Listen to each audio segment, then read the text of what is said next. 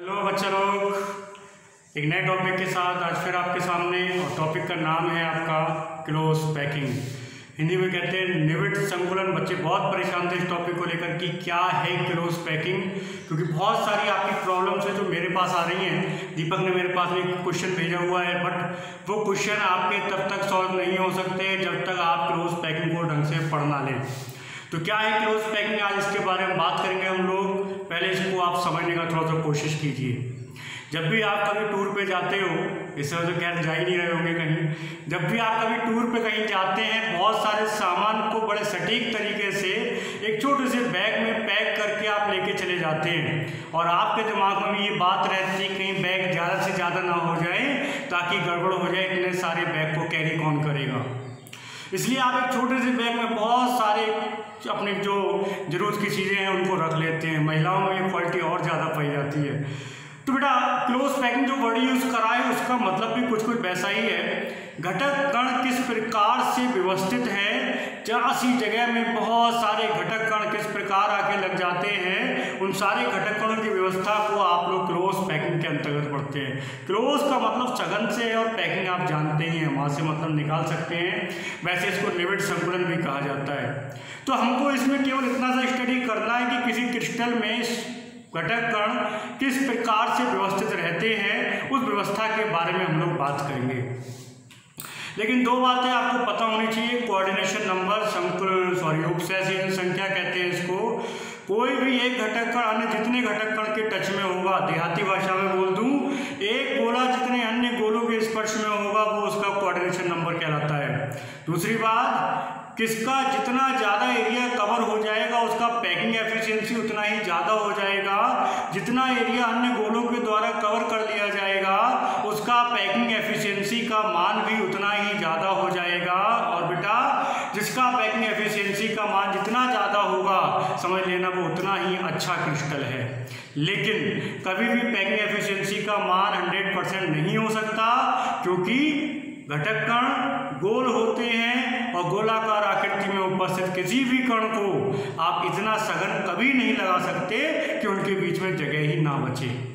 Okay, तो किस प्रकार से इस व्यवस्था को पढ़ा जाए, किस प्रकार से इस घटना को हम लोग देखेंगे, इस पे आप थोड़ा सा दिमाग लगाइए।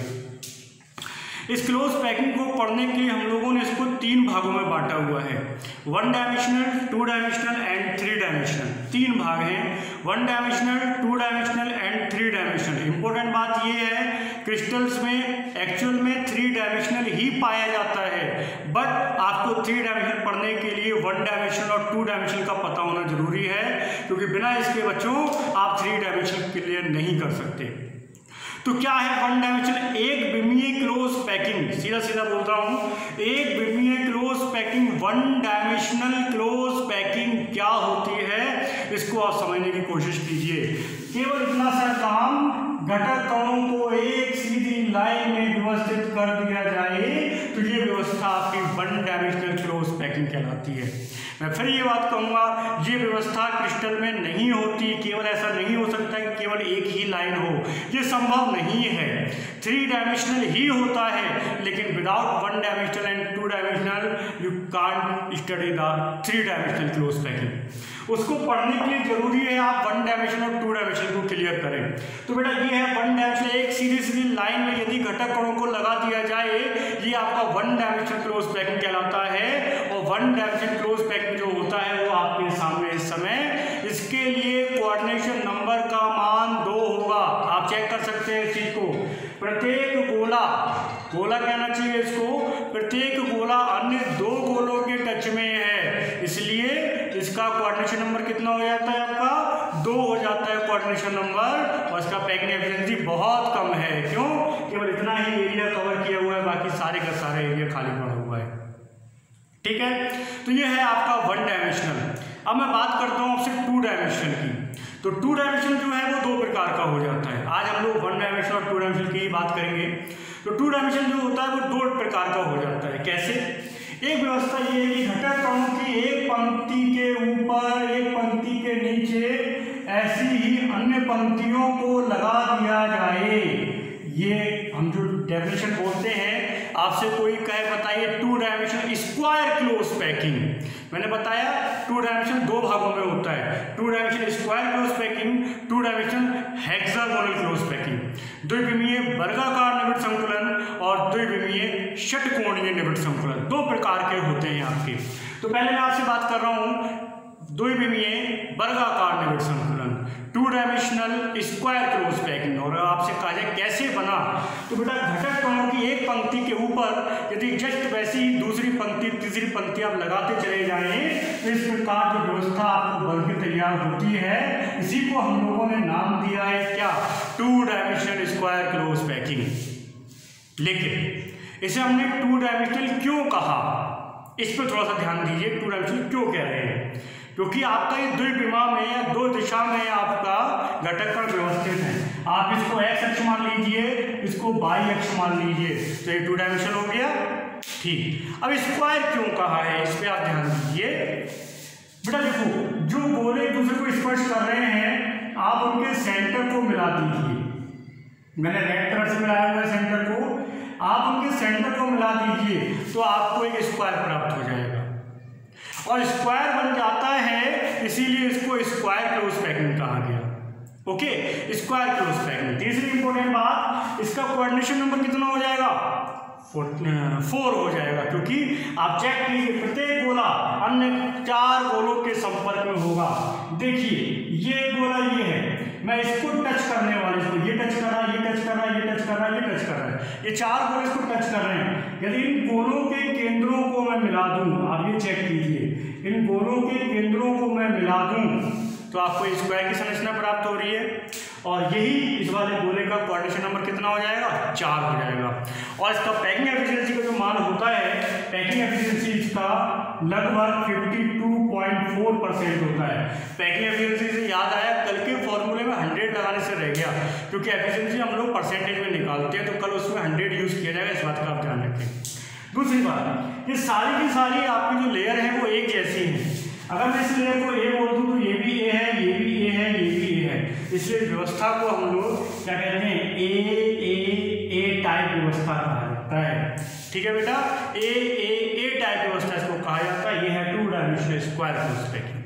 ओके, अब देखिए आप हेक्सागोनल क्लोज पैकिंग क्या है आपका हेक्सागोनल। लेकिन ध्यान रखिए, मैं बात अभी 2 डायमेंशन की ही कर रहा हूं, तो क्या होगा, 2 डायमेंशन हेक्सागोनल क्लोज पैकिंग कहती है कि गोलों की एक परत के ऊपर दूसरी परत को इस प्रकार लगाया जाए कि दूसरी परत के गोले प्रथम परत के गर्त में समा जाएं, गड्ढों में समा जाएं। ये देखिए जो गड्ढे बने हैं, उन गड्ढों में मैंने ऊपर वाली परत को लगाया है, आप चेक कर सकते हो। ठीक है, तो इस प्रकार की जो व्यवस्था होती है वो हेक्सागोनल क्लोज पैकिंग कहलाती है। अब इसको हेक्सागोनल क्यों कहते हैं, इस पर ध्यान दीजिए।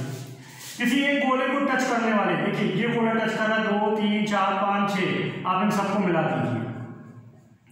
एक गोले को टच करने वाले अन्य गोलों को आप मिला दीजिए, तो क्या बन गया, ये हेक्सागोन बन गया, षटकोण बन गया, इसलिए इसको कहा गया हेक्सागोनल क्लोज पैकिंग। अब आपसे कोई पूछे कोऑर्डिनेशन नंबर 6 होता है, आपको दिखाई दे रहा है कोऑर्डिनेशन नंबर 6 होता है, और इसका पैकिंग एफिशिएंसी बता दूं आपको 60.4 समथिंग होता है इसका पैकिंग एफिशिएंसी का मान। दूसरी कोई इंपॉर्टेंट बात, देखिए इस परत को अगर आप ए कह रहे हो तो आप इसको ए नहीं कह सकते, क्योंकि वो पहली परत से डिफर है, तो इसको ए बोला तो इसको बी बोला, लेकिन तीसरी परत पहली परत के बिल्कुल समान है, इसको ए कहते हैं।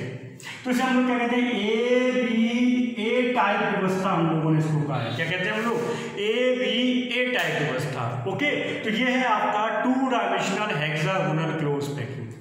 फिर से सुनिए आप, मैंने आपको बताया क्लोज पैकिंग पढ़ने के लिए आपको 3 पढ़ने पड़ेंगे, 1 dimensional, 2 dimensional and 3 dimensional. 1 dimensional सीधा सीधा एक लाइन है, होता ही नहीं, बात ही खत्म हो गया। 2 डायमेंशनल जो होता है वो 2 टाइप का होता है, 2 dimensional square close packing, 2 dimensional hexagonal close packing.